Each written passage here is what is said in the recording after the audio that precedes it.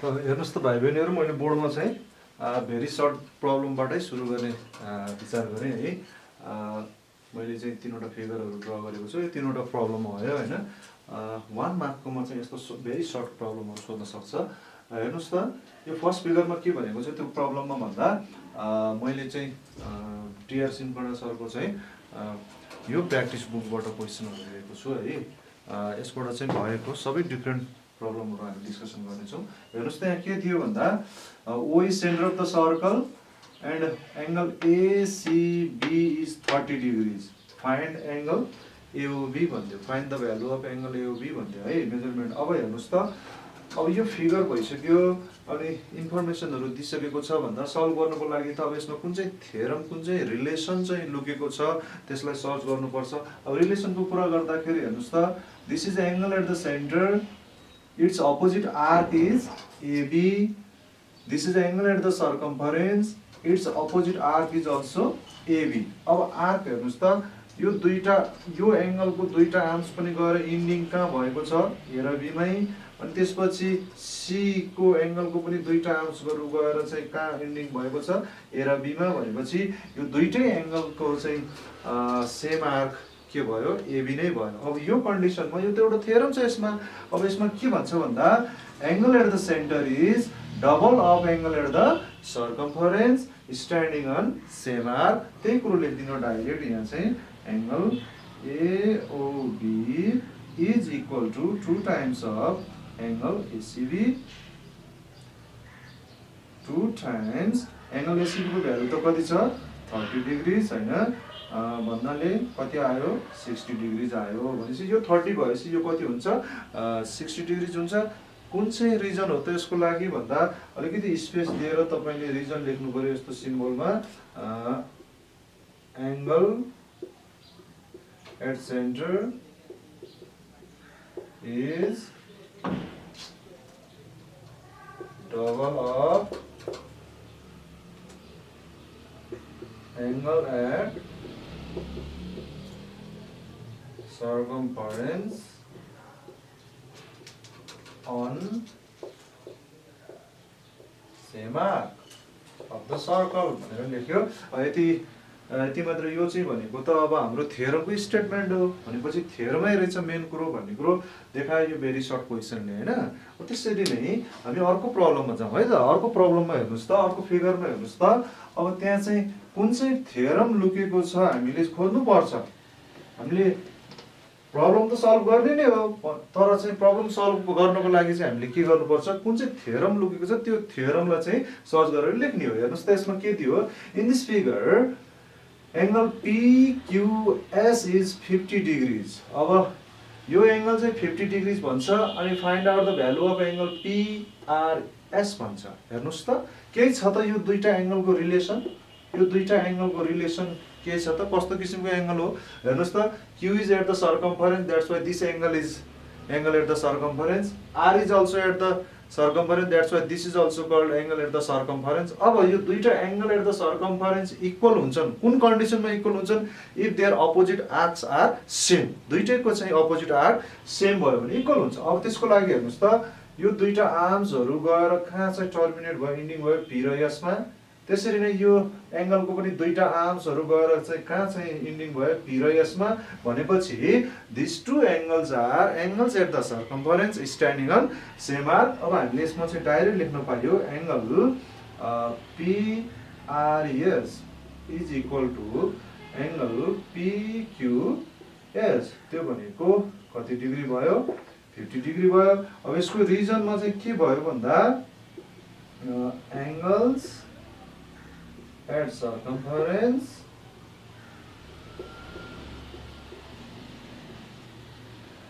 on standing on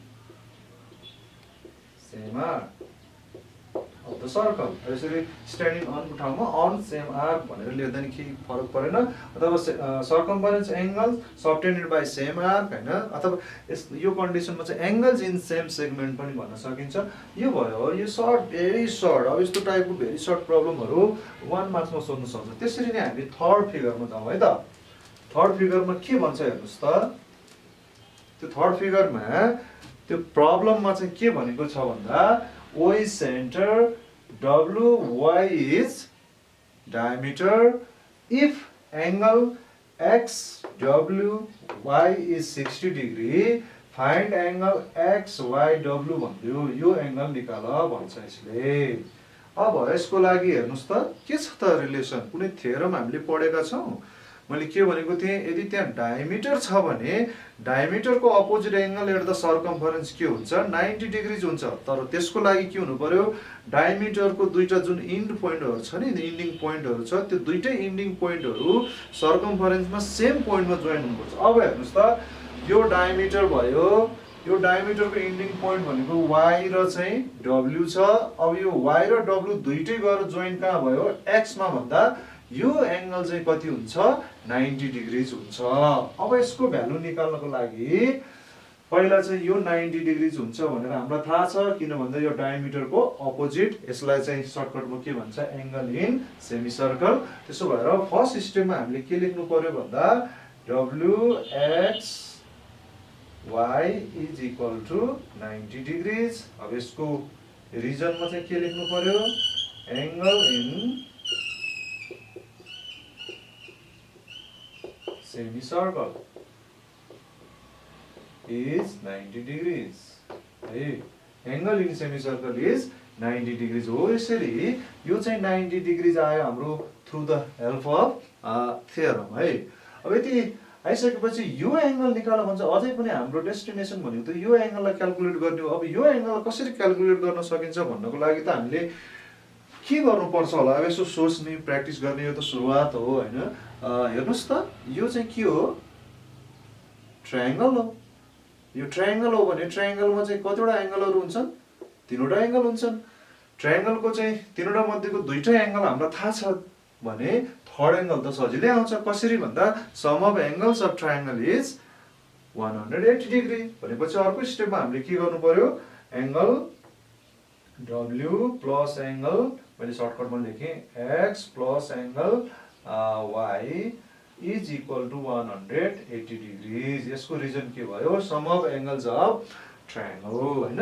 W को value 60 degrees दिएको छ, प्लस x को भ्यालु हामीले 90 डिग्रीज निकाल्यौं, प्लस y त निकाल्नु पर्ने भयो हैन, इज इक्वल टु 180 डिग्रीज। अब यो त इक्वेसनै भयो। अब यसैलाई कन्टिन्यू गर्दाखेरि के हुन्छ, 60 डिग्रीज र 90 डिग्री जोड्दाखेरि कति हुन्छ 150 degrees, plus angle y is equal to 180 or angle y is 180 degree minus 150 degrees। 150 लाई हामीले राइट साइडमा लिन सक्छौं। यसरी कति आउँछ 30 डिग्रीज। देयरफोर एंगल, यसको फुल नेम नै यहाँ XYW छ, XYW is equal to 30 degrees भनेर यसरी कन्क्लुजन लेख्नु पर्छ। अथवा यसरी सम अफ एंगल्स अफ ट्रायंगलको ठाउँमा तपाईले के लेख्न सक्नुहुन्छ भने यो त राइट एंगल ट्रायंगल हो। अब राइट एंगल ट्रायंगलमा यो त 90 डिग्री भयो भने remaining angles are acute angles, sum of acute angles is 90 degrees भनेर पनि युज गर्न सक्नुहुन्छ। यो त भयो सिम्पल तरिकाबाट हामीले सर्ट, भेरी सर्ट प्रब्लमहरु है। यसरी नै जाउँ हामी। अब हेर्नुस् त भाइ बहिनीहरु, मैले चाहिँ फोर्थ प्रब्लम एउटा बोर्डमा लेखेँ, भेरी सर्ट है, भेरी सर्ट। यसमा चाहिँ के दिएको छ भने in the figure ABCD is a cyclic quadrilateral where angle BAD is 80 degrees भन्थ्यो। BAD 80 डिग्री छ भने यसले के क्याल्कुलेट गर्यो भन्छ, angle BCD is what and angle B plus angle D is equal to how much भनेपछि यसले यो एंगल निकाल भन्दियो। अनि त्यसपछि B र D को रिलेसन, यो दुईटालाई एड गर्दाखेरि कति हुन्छ त्यो रिलेसन निकाल भन्दियो। भोलि एक्जाममा चाहिँ right the relation between B and D पनि भन्न सक्छ हैन। भनेपछि हामीले त यो हेर्नुस् त यो साइक्लिक क्वाड्रिलेटरल हो। साइक्लिक क्वाड्रिलेटरलमा त हामीले एउटा इम्पोर्टेन्ट थ्योरम डिस्कसन गरेका थियौं। के थियो त्यो भन्दा sum of opposite angles of cyclic quadrilateral is 180 degrees भनेपछि यसमा त यो डाइरेक्ट लेख्न सकियो। यो भनेको त कति हुन्छ 180 डिग्रीज। यसको रिजन चाहिँ के भयो, sum of opposite angles of cyclic quadrilateral is 180 degrees. अथवा तपाईले के भन्न पनि सक्नुहुन्छ, opposite angles of cyclic quadrilateral are supplementary हो। त्यसरी नै अब BCD, यो BCD निकाल्नलाई अब चाहिँ यो BCD को लागि पनि यस्तै नै यही नै चाहिँ थ्योरम हो।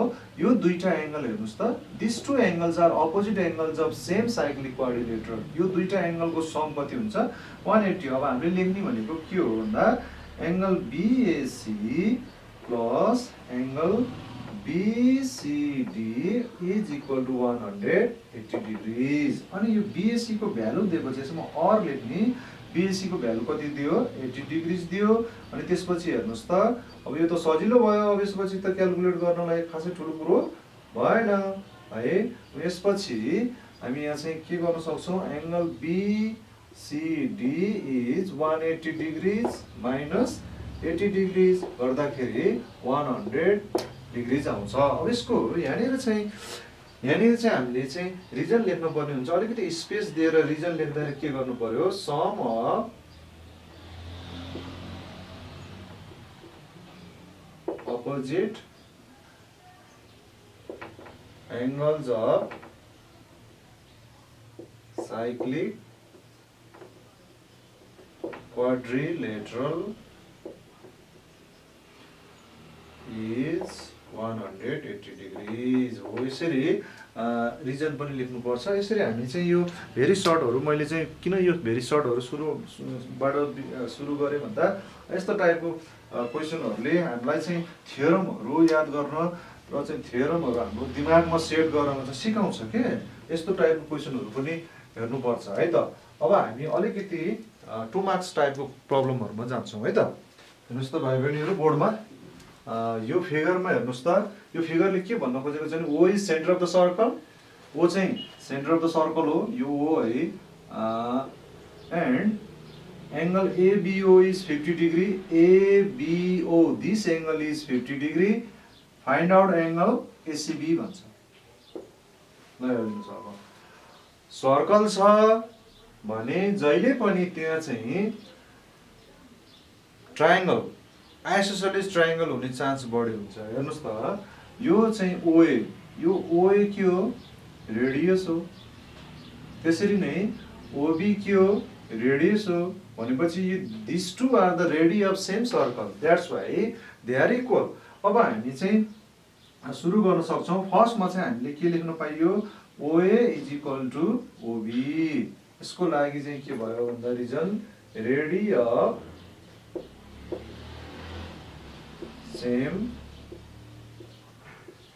Circle are equal. यति मात्र लेखे पनि ठुलो कुरो भएन है, लेख्न सकिन्छ हैन। यति भए पनि कहाँ के हुन्छ, OA is equal to OB। अब यो फिगरमा दिएको थिएन हैन, मैले यहाँ चाहिँ लेखेँ यसरी OA is equal to OB भइसकेपछि यो कस्तो टाइपको ट्रायंगल भयो त भन्दा आइसोसेलेस ट्रायंगल भयो। अब आइसोसेलेस ट्रायंगलमा के हुन्छ त भन्नुस् त, यसो सोचेर हेर्नुस् त। आइसोसेलेस ट्रायंगलमा base angles are equal. Base angles भनेको त यसको कुन भयो, यो एंगल र यो एंगल भयो। यो दुईटा एंगलहरु के हुन्छन्, इक्वल हुन्छन्। भनेपछि हामीले यहाँ चाहिँ अब अर्को स्टेपमा के लेख्न सकिन्छ भन्दा angle OAB is equal to angle ABO। हेर्नुस् त, this angle is equal to this angle. त्यसो भएर यो पनि हेर्नुस् त, यहाँ अब के भयो भन्दा यो 50 डिग्री छ भने यो पनि कति आयो, 50 डिग्री आयो। यो दुईटा 50-50 भयो है। अब यसको लागि रिजन के हुन्छ भन्दा तपाईहरुले भाइ बहिनीहरु लेख्नुस्, base angles of isosceles triangle are equal.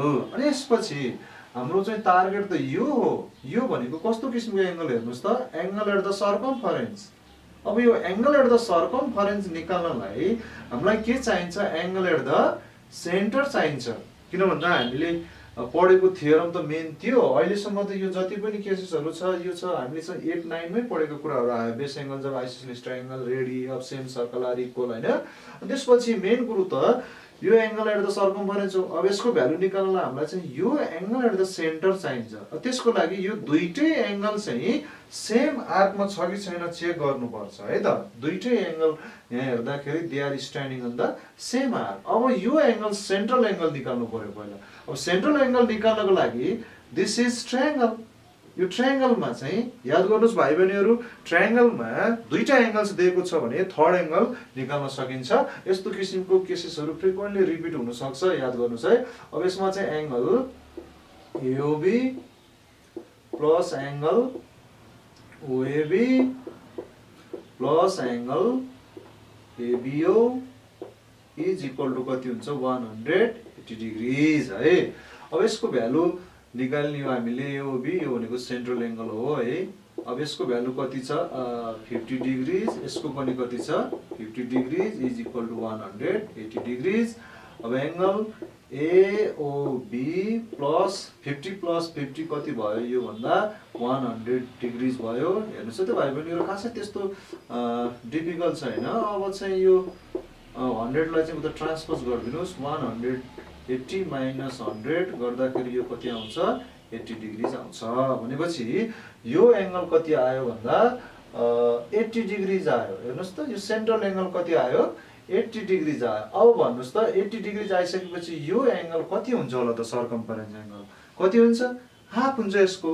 त्यसो भएर यहाँ अब चाहिँ लेख्नु पर्यो। यदि भाइ बहिनीहरूले चाहनु भयो भने यसलाई 1 नम्बर हैन, यसलाई 2, यसलाई 3 अनि यसलाई 4 भनेर यसरी नम्बर पनि दिन सक्नुहुन्छ स्टेप्सहरुलाई। अब 4 मा के लेख्न सक्यो, angle ACB, this angle is angle at the circumference, this is half of angle at centre है। अब यसको लागि 1/2 टाइम्स 80 डिग्रिज गर्दाखेरि यो कति हुन्छ 40 डिग्रिज हुन्छ। अब यहाँ चाहिँ तपाईले रिजन लेख्न सक्नुहुन्छ, sum of angles of triangle is 180 degrees. अनि यो रिजन भनेको त के भयो, angle at the circumference is half of angle at the centre standing on same half हो। यसरी लेख्नुहोस्, रिजन पनि लेख्नु पर्छ भाइ बहिनीहरु यसो स्टेपहरुमा हैन, मेन स्टेपमा। यसपछि हामी अर्को अलिकति डिफिकल्ट प्रब्लममा जान्छौँ नि त। हेर्नुहोस् त भाइ बहिनीहरु, मैले बोर्डमा चाहिँ दुईटा फिगरहरु चाहिँ ड्रा गरेको छु। दुईटा फिगर भनेको यो दुईटा फिगरले चाहिँ दुईटा प्रब्लम रिप्रेजेन्ट गर्छ। यो फिगरमा चाहिँ के भन्छ भन्दा, O is centre of the circle, this angle R is 30 degrees, find out angle OPQ भन्दै। यो भन्दा ठिक अगाडि गरेको प्रब्लमको ठ्याक्कै अपोजिट है। अब चाहिँ अबदेखि चाहिँ म प्रब्लमहरु चाहिँ हिन्ट्स मात्रै दिन्छु है। ए टु जेड लेख्दाखेरि अलिकति टाइम चाहिँ बढी जान्छ, तर हामी प्रब्लमहरु थोरै मात्र चाहिँ डिस्कसन गर्ने हुँदा रहेछौँ। त्यसो गरेर धेरैभन्दा धेरै प्रब्लम्सहरु डिस्कसन गर्नको लागि चाहिँ म चाहिँ हिन्ट्सहरु दिन्छु। हेर्नुहोस् त अब यसले यो एङ्गल एट द सर्कम्फरेन्स दिएको छ भने हामी के निकाल्न सक्छौं, एङ्गल एट द सेन्टर। भाइ बहिनीहरु याद गर्नुस् है त, if angle at the circumference is given we can calculate angle at the center standing on same arc। तपाईको फर्स्ट स्टेप भनेको यो एङ्गल हुन्छ निकाल्ने। अब यो एङ्गल यो 30 डिग्री दिएको छ भने यो एङ्गल कति आउँछ, 30 को डबल 60 डिग्री आउँछ है। अनि यो 60 डिग्री आइसकेपछि अब यो एङ्गल निकाल्ने हो। यो एङ्गल निकाल्ने भनेको हेर्नुस् त, OP is radius, OQ is radius भनेपछि यो दुईटा चाहिँ के भयो, रेडियस अफ सेम सर्कल भयो। रेडियस अफ सेम सर्कल हुनेबित्तिकै दिस इज आइसोसेलिस ट्रायंगल। यो आइसोसेलिस ट्रायंगलमा तपाईले चाहिँ यो x डिग्री भयो भने यो पनि के हुन्छ, x डिग्री हुन्छ हैन। दुईटै बेस एंगल जब आइसोसेलिस ट्रायंगल भयो अनि यसको sum of angles of triangle लगाउनुस्, त्यसपछि x को भ्यालु आउँछ। हो यसरी म चाहिँ अलिकति डिस्कसन मात्रै गरौँ है त अब है। त्यसरी नै हेर्नुस् त, अर्को प्रब्लम दिएको छ। यसमा के भन्छ, O is centre of the circle, angle COD is 120 degrees, find out angle ABD भन्दियो। अब यो एंगल निकाल्ने हो। हेर्नुस् त, यो एंगल भनेको ABD भनेको कस्तो किसिमको एंगल, एंगल एट द सर्कम्फरेन्स हो। अब एंगल एट द सर्कम्फरेन्स निकाल्नलाई हामीलाई के चाहिन्छ, एंगल एट द सेन्टर। याद गर्नुस् है भाइ बहिनीहरु, to find out angle at the circumference we need angle at the centre, and to find out the angle at the centre we need angle at the circumference. तर अब अन्य केसेसहरु पनि हुन सक्छन् हैन। अब हेर्नुस् त, यसको लागि यो एंगलको दुईटा आर्म्सहरु यसरी गएर कहाँ इन्डिङ भएको छ, एरर डी मा। अनि यो एरर डी फेरि सेन्टरमा गएर टक्क जोइन भएको छ भन्दा यो एंगल र यो एंगल यो सेन्ट्रल एंगलसँग रिलेटेड थ्योरम छ। भनेको मतलब this angle at the circumference is half of this angle at the centre. किनभने दुईटैको आर्क के भयो, सेम छ भने अब यो एंगल पनि चाहियो हामीलाई पहिला, यो सेन्ट्रल एंगल। अब यो सेन्ट्रल एंगल यो गिवन एंगलको हेल्पले निकाल्न सकिन्छ त, विचार गर्नु। अब निकाल्न सकिन्छ कि सकिँदैन हेर्नुस् त। यो स्ट्रेट लाइन भयो, यहाँ चाहिँ यो 120 डिग्री दिएको छ भने यो एंगल कसरी आउँछ, sum of this two angles is 180 degree angles in linear pair. यसरी स्ट्रेट लाइनमा एडजेसेन्ट दुईटा एङ्गल छ भने त्यो दुईटा एङ्गलको सम कति हुन्छ 180 डिग्री हुन्छ। अब हेर्नुहोस् त यो 120 छ, यो दुईटा एङ्गलको सम कति हुन्छ 180 भनेपछि यो एङ्गल कति आउँछ 60 आउँछ। अनि यो 60 भनेको सेन्ट्रल एङ्गल 60 आएपछि यो एङ्गल कति आउँछ हाफ हुन्छ। यसको हाफ भनेपछि यो के हुन्छ 30 डिग्री। यसरी स्टेप बाई स्टेप फर्स्ट स्टेपमा के गर्नु पर्यो sum of this two angles is 180 degree लेख्नु पर्यो। यो एङ्गल आउँछ, यो आएपछि दिस इज हाफ भनेर लेख्ने भाइ बहिनीहरू।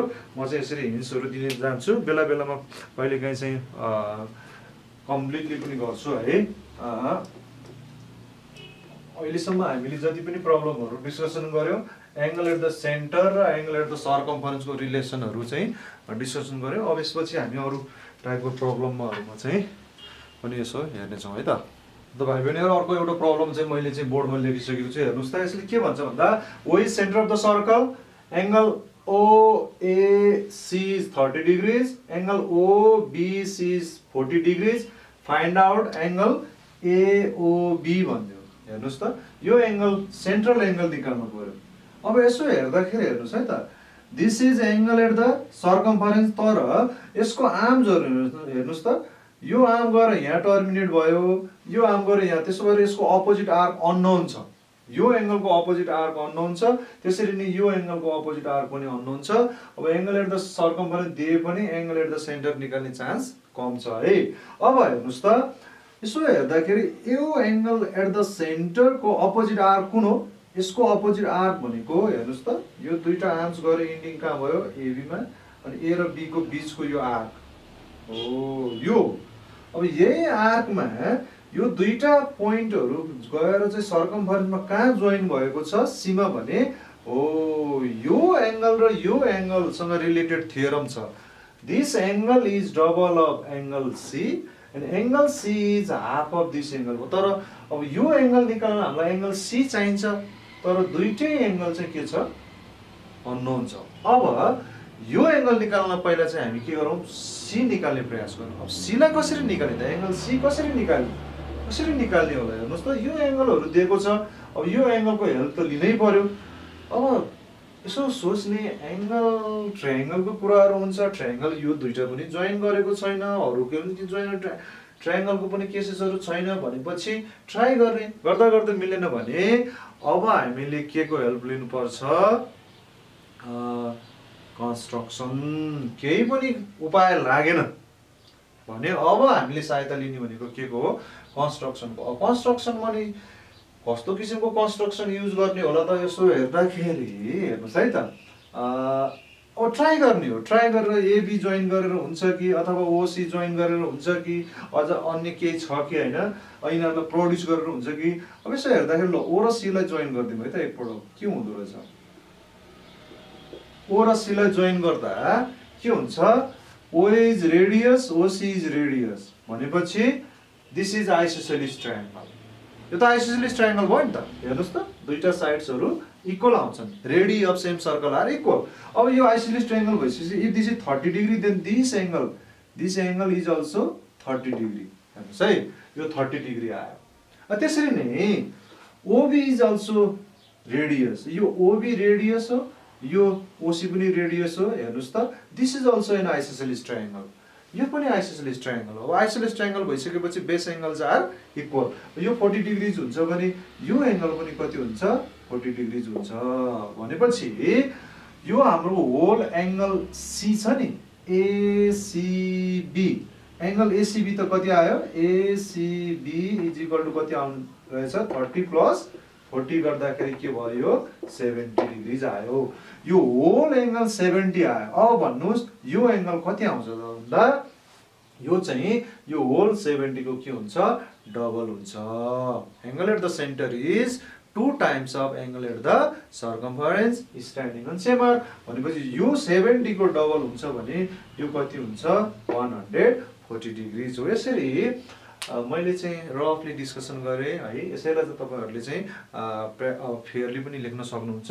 अब यो भिडियो अलिकति लङ भयो, यसलाई चाहिँ आज चाहिँ हामी यसैमा एन्ड गरौँ है त। नमस्ते। अब अर्को भिडियोमा पनि हामी चाहिँ यस्तै किन भन्दा प्रब्लमहरू अथाह छन्। अब हाम्रो एससी एसएलसीमा सोधेको प्रब्लमहरूलाई पहिला चाहिँ इम्फेसाइज गर्नु पऱ्यो होइन, त्यो टाइपको प्रब्लमहरू चाहिँ पहिला चाहिँ हामीले चाहिँ डिस्कसन गर्छौँ रफली, अनि त्यसपछि अरू टाइपमा जान्छौँ है त। हस् त, धन्यवाद।